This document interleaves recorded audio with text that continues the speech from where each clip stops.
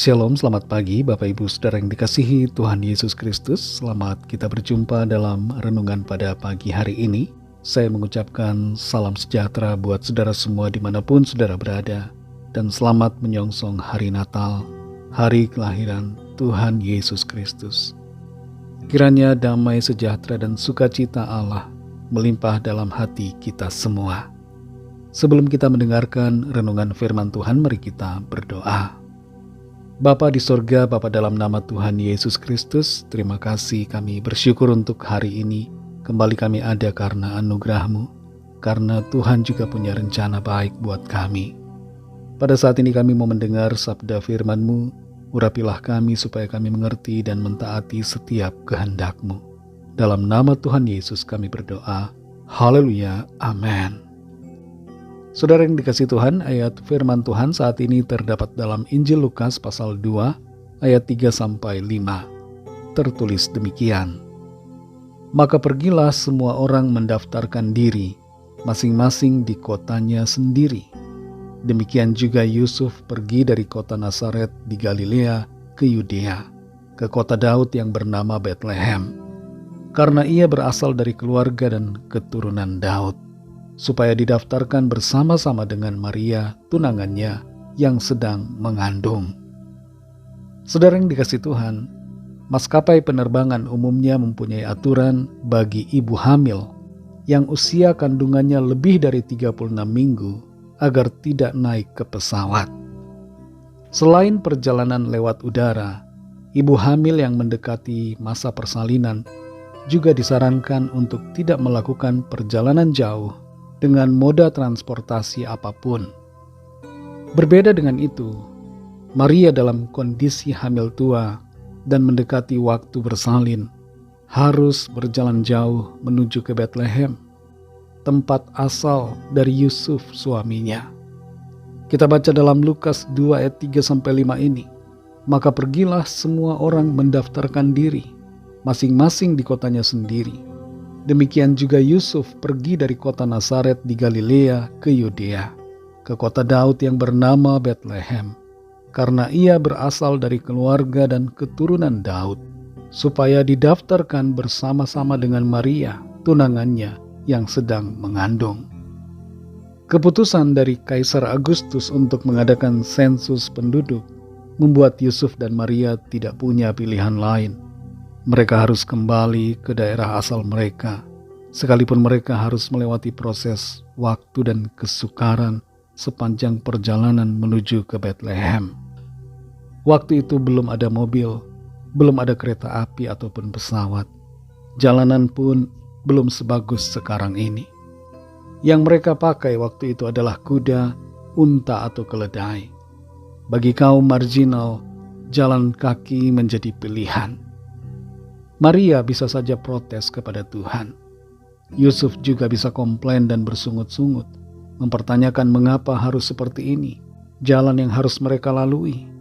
Bukankah mereka adalah orang yang dipilih oleh Tuhan, untuk dipakai oleh Tuhan? Mengapa Tuhan membiarkan mereka harus mengalami hal yang tidak mengenakan ini? Bukankah Maria sedang hamil tua, dan perjalanan itu tidaklah nyaman untuk Maria? Bukankah lebih baik untuk berada di Nazaret dan melahirkan di sana daripada harus melakukan perjalanan jauh dalam keterbatasan dan dalam kesukaran? Jarak antara Nazaret dan Betlehem sekitar 145 km, dan kalau ditempuh dengan berjalan kaki akan membutuhkan waktu sekitar 6-8 hari.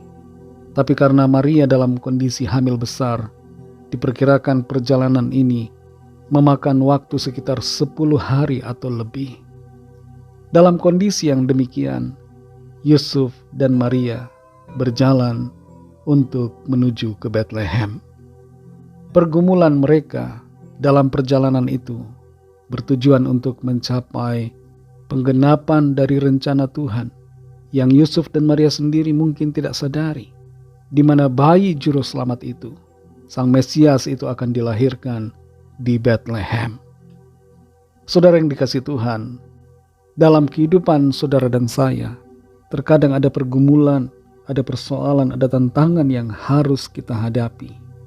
Dalam keadaan yang demikian, jangan kita mengeluh ataupun bersungut-sungut kepada Tuhan, tapi jalani dengan hati yang penuh sukacita, serta percaya bahwa Tuhan ada bersama kita, dan bahwa tujuan dari pergumulan yang kita alami, dari persoalan yang kita hadapi, adalah agar kita mencapai penggenapan rencana Tuhan yang baik dalam kehidupan kita.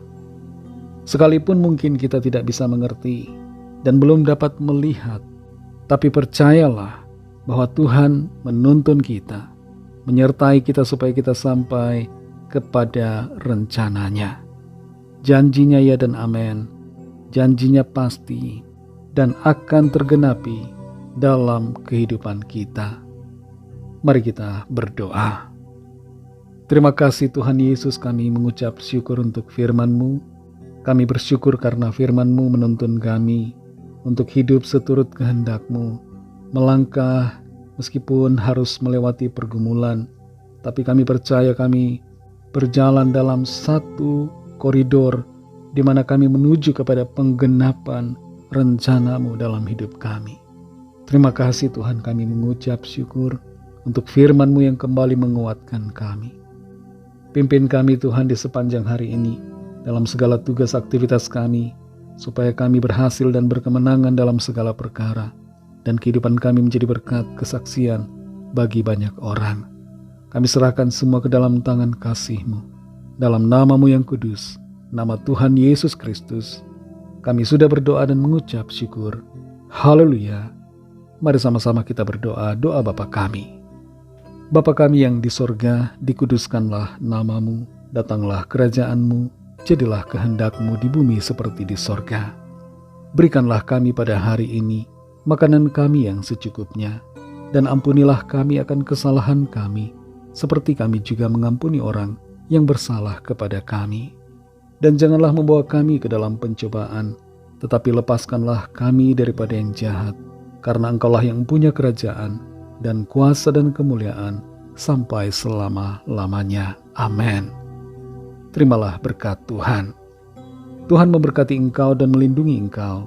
Tuhan menyinari engkau dengan wajah-Nya dan memberikan kasih karunia. Tuhan menghadapkan wajah-Nya kepadamu dan memberikan damai sejahtera. Berkat anugerah dari Bapa Surgawi, kasih karunia dari Tuhan Yesus Kristus, dalam persekutuan dengan Roh Kudus, menyertai kita semua, sekarang ini dan sampai Maranatha Tuhan Yesus datang kembali, dan bahkan sampai selama-lamanya. Dalam berkat nama Tuhan Yesus Kristus, haleluya, amin. Puji Tuhan, saudara yang dikasihi Tuhan, saya percaya firman Tuhan menjadi berkat dan kekuatan buat saudara semua, dan Roh Kudus akan menolong saudara untuk lebih lagi memahami kebenaran firman Tuhan dan hidup dalam kemenangan. Tuhan Yesus memberkati saudara semua. Sampai jumpa dalam renungan yang berikutnya. Haleluya.